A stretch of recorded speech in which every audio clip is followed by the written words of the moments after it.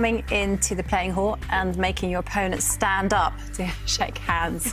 And that's what we're seeing, yeah. There we're seeing Magnus is the one bright and early to the board. Kind of ceremonial move maker. No, take that chooses. back. He takes it back. Oh, and a sign? I think that is a sign because he then adjusted the queen's pawn. Okay. And it was quite a confident adjustment. So Moment of truth, Jovanka. There you go. Which pawn has he pushed? It does look like d4.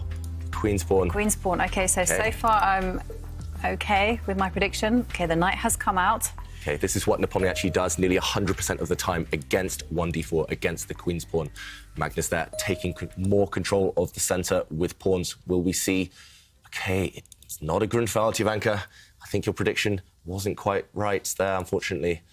It looks like he's pushed his e-pawn. So will we see a Nimzo Indian defense? Will we see a transposition to the queen's gambit?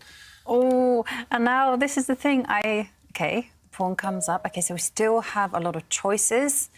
And it's a transposition to the queen's gambit declined. And Jovanka, you mentioned this to me a couple of hours No, ago. this is what I wanted to change. Oh, no. This is the opening that's called the Catalan.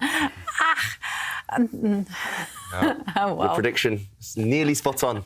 Not quite this time. But, I was too late with my corrected guess. OK, so Nepomniachtchi following the pattern that he's done before. I mean, he's played this against Anish Giri quite recently in Croatia. And, this is the main line of what we call the Catalan opening. And the Catalan opening, it's kind of shown once White develops his bishop to this square. White's light-squared bishop just sliding across to the longest possible diagonal. This is still mainline theory. We'll explain some of the ideas behind both sides' openings a bit later on. Meanwhile, Black is the first to castle and White follows suit. So both kings super safe.